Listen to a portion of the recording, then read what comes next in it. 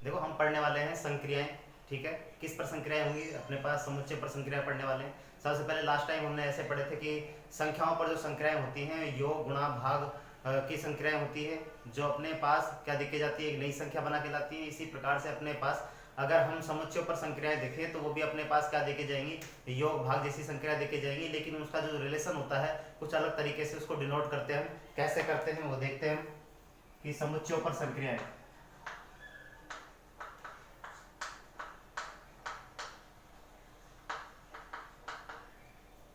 देखो यहां से अपने पास क्या होता है, ऑपरेशंस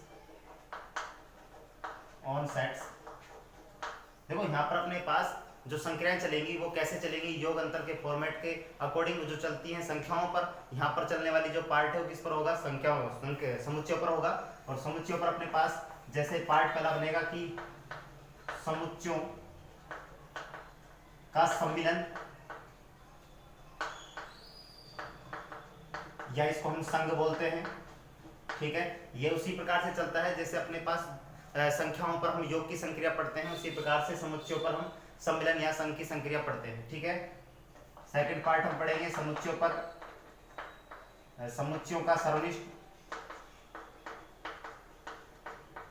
यहाँ पर अपने पास क्या पार्ट होगा कि समुच्चयों पर अपने पास दो समुच्चयों को एक साथ लेके चलेंगे और उसका क्या करेंगे, सर्वनिष्ठ ज्ञात करेंगे, यानी उसको बोलते हैं हम इंटरसेक्शन। और इंटरसेक्शन में अपने पास क्या होगा, समुच्चय के जो एलिमेंट्स होंगे उसको क्या होंगे, कॉमन एलिमेंट्स ही शामिल होंगे। ठीक है, तीसरा पार्ट होता है समुच्चयों का अंतर। यहाँ पर अपने पास हम समुच्चयों दो समुच्चय लेंगे, उन पर क्या करेंगे, डिफरेंस निकालेंगे उनका और उनके लिए संक्रिया बनाएंगे। और चौथा पार्ट इसमें पढ़ते हैं समुच्चय का पूरक। ठीक है, ये चार प्रकार की संक्रिया पढ़ने वाले हैं हम समुच्चयों के लिए। तो सबसे पहले बात करते हैं समुच्चयों पर सम्मिलन या संघ। ठीक है, देखो क्या बनकर आता है। यहां से अपने पास इस वाले पार्ट को हम बोलते हैं union of sets. Union of sets. देखो यहां से अपने पास क्या होगा, यूनियन का मतलब है एक संघ के फॉर्मेट में अपने पास समुच्चय आकर इकट्ठे हो जाएंगे। ठीक है, मान लो कि अपने पास कोई दो समुच्चय दिए गए हों, यदि ए तथा बी दो समुच्चय हों जिनका संघ या सम्मिलन वह समुच्चय होता है जिसमें समुच्चय ए तथा बी ए हो या फिर बी हो या फिर दोनों समुच्चय हो, तब अपने पास क्या होगा, वो समुच्चयों का संघ बनेगा। यानी या तो अपने पास टोटली ए होना चाहिए उसमें, या फिर क्या होना चाहिए, बी होना चाहिए, या फिर क्या हो, ए और बी दोनों ही उसमें उपस्थित होने चाहिए, तब अपने पास क्या बनकर आएगा, समुच्चयों का सम्मिलन या संघ बनकर आएगा। इसको हम ऐसा भी लिख सकते हैं कि दो समुच्चयों का संघ इस प्रकार से डिफाइन किया गया है जिसमें अपने पास ए और बी दोनों के क्या हो, अवयव सम्मिलित हों, तब भी अपने पास क्या कहलाएगा, वो समुच्चयों का सम्मिलन या संघ कहलाएगा, यानी यूनियन ऑफ सेट्स कहलाएगा। ठीक है, तो इसको हम कैसे लिखेंगे, इसे संकेत में यूनियन का साइन बना देंगे यू। ठीक है, से व्यक्त करते हैं। इसको पढ़ेंगे हम कैसे कि मान लो कि दो सेट है अपने पास ए और बी, और उनके बीच में हमने क्या लगा दिया, यूनियन लगा दिया, तो हम कहेंगे कि भाई ये ए यूनियन बी बना, यानी ए संग बी या ए सम्मिलन बी। इसको हम किस प्रकार से लिखेंगे, मान लो कि कोई एलिमेंट है अपने पास एक्स, जो या तो एक्स किस में से हो, ए में से हो, या फिर किस में से हो, बी में से हो, या फिर क्या हो, दोनों में से हो। तो उस केस में अपने पास क्या होगा, या ए में से हो या बी में से, या फिर हम कहें कि एक्स ए में से तथा इसमें से हो, बी में से हो, तब अपने पास क्या कहलाएगा, वो समुच्चयों का संघ या सम्मिलन कहलाता है। ठीक है, इस प्रकार से इसकी डेफिनेशन निकल के आई। इस पर कुछ एग्जांपल हम देखते हैं, देखो कैसे बनकर आता है।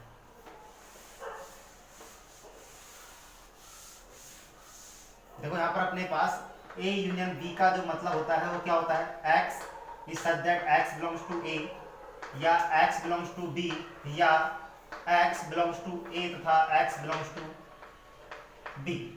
ठीक है, इस प्रकार से बनकर आता है। तो यहां से हम एग्जांपल लें मान लो कि अपने पास कोई सेट दे रखा है ए बी सी डी, ठीक है। कोई दूसरा सेट अपने पास है ए सी डी ई, मान लो इस प्रकार से दे रखा है, ठीक है। तब उसका हम ए यूनियन बी निकाले तो ए यूनियन बी का मतलब क्या होता है, यहाँ से अपने पास ए के अवयव होंगे और बी के अवयव, यानी दोनों के अवयव स्थित होंगे। तो इसको हम ऐसा लिखेंगे, पहले ए सेट लिख देते हैं यूनियन, दूसरा सेट बी लिख देते हैं, और इसमें हम चेक करेंगे कि अपने पास ए के भी एलिमेंट्स होने चाहिए और बी के भी एलिमेंट्स होने चाहिए।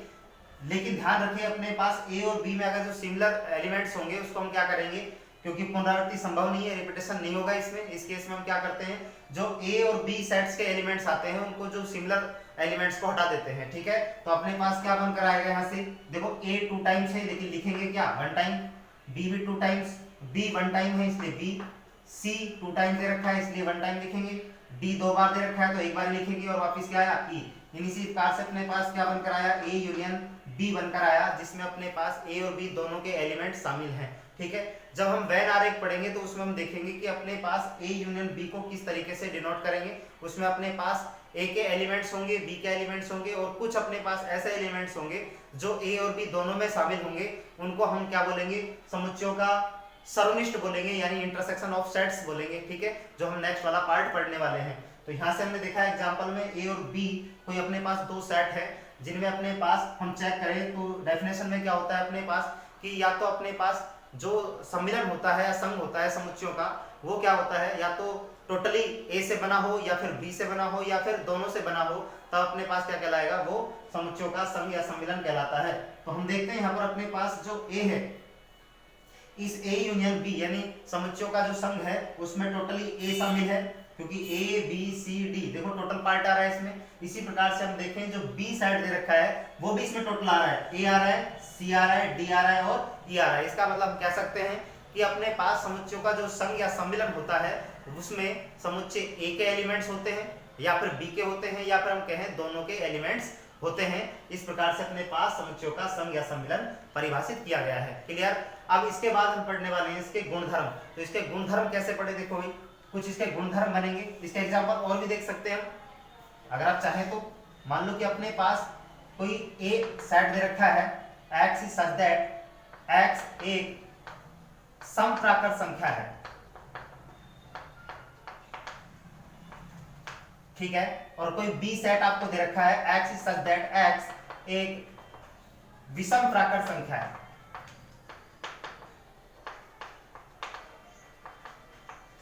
जब हम देखें यहां पर कि ए सेट जो दे रखा है वो समप्राकृत संख्या है, तो डेफिनेटली जो बनकर आएगा अपने पास वो क्या बनकर आएगा भाई, वो यहां से अगर हम सेट को बनाएं, देखो ये फॉर्मेट किसमें है, ये समुच्चय के लिए हमने कुछ विधियां पढ़ी थी, ठीक है। उसमें अपने पास ये नियम रूप है यानी समुच्चय निर्माण विधि फॉर्म है, और इसको हम किस में बना ले, रोस्टर फॉर्म में बना ले। तो ये क्या बनकर आएगा अपने पास 2 4 6 8 डॉट डॉट, और बी सेट बनकर आया अपने पास 1 3 5 7 डॉट डॉट, ठीक है।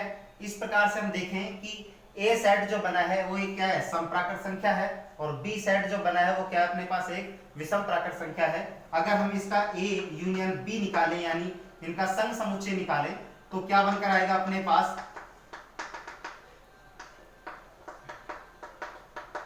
देखो यहां से अपने पास बनकर आया, देखो यहां से अपने पास 1 भी शामिल है क्योंकि टोटल लेना है हमें, समुच्चय ए के भी एलिमेंट्स होने चाहिए, बी के भी होने चाहिए, या फिर हम कहें दोनों के होने चाहिए। तो 1 2 3 4 5 6 7 8 डॉट डॉट डॉट करके अपने पास ये क्या बन जाएगा, ए यूनियन बी बन जाएगा, जिसमें अपने पास ए के एलिमेंट्स भी शामिल हैं, बी के एलिमेंट्स भी शामिल है, या हम कहें कि दोनों के एलिमेंट्स शामिल हैं। क्लियर।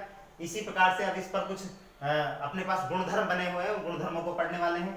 वो गुणधर्म क्या है भाई, देखो भाई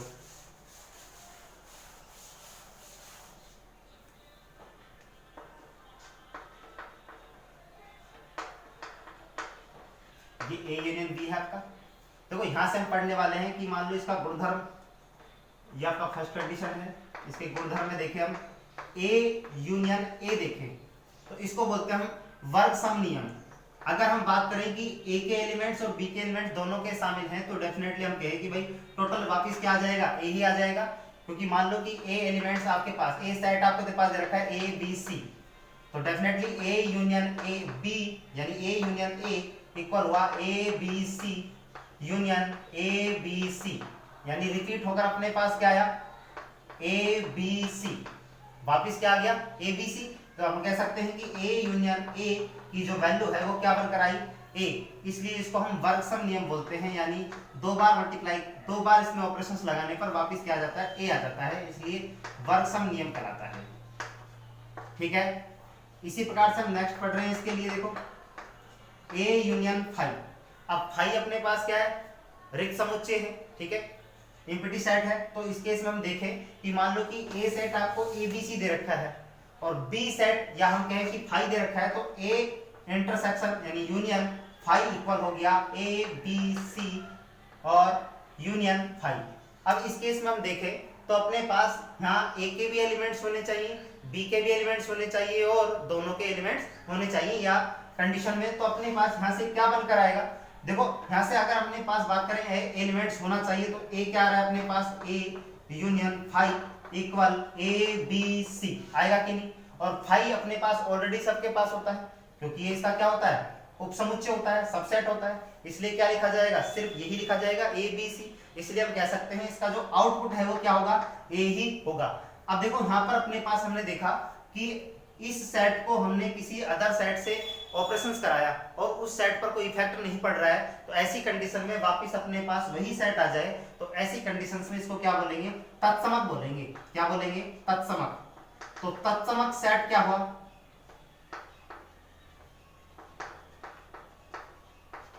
तत्समक। इस तत्समक को हम क्या बोलेंगे फाई बोलेंगे, क्योंकि फाई ने अपना ऑपरेशन किसी सेट के साथ लगाया और रिजल्ट में आउटपुट में उस सेट को डिस्टर्ब नहीं किया है। इस केस में हम कह सकते हैं कि ये वाला पार्ट इसके लिए क्या कहलाएगा तत्समक कहलाएगा। देखिए यहाँ पर अपने पास संख्याओं में हमने कुछ चीजें देखी थी कि जैसे मान लो कि 1 में 0 को ऐड करें तो डेफिनेटली 1 आता है, यानी 0 जो है वो योग के लिए क्या कहलाएगा योज्य तत्समक कहलाता है, योज्य तत्समक। और हम पढ़ रहे हैं यहाँ पर किसके लिए समुच्चयों के लिए, इसलिए अपने पास समुच्चयों के साथ संख्या बनी, इसलिए फाई क्या कहलाएगा इस समुच्चयों के सम्मिलन या संघ के लिए तत्समक अवयव कहलाता है या सेट कहलाता है। ठीक है,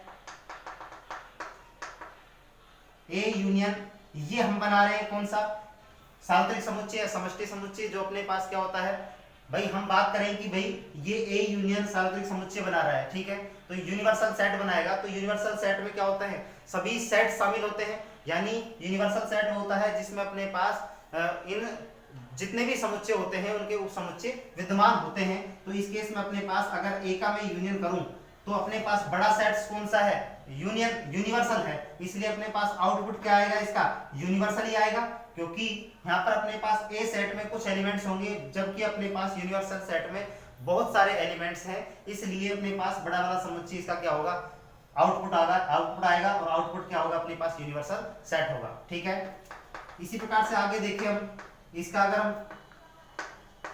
क्रम विनिमय नियम देखें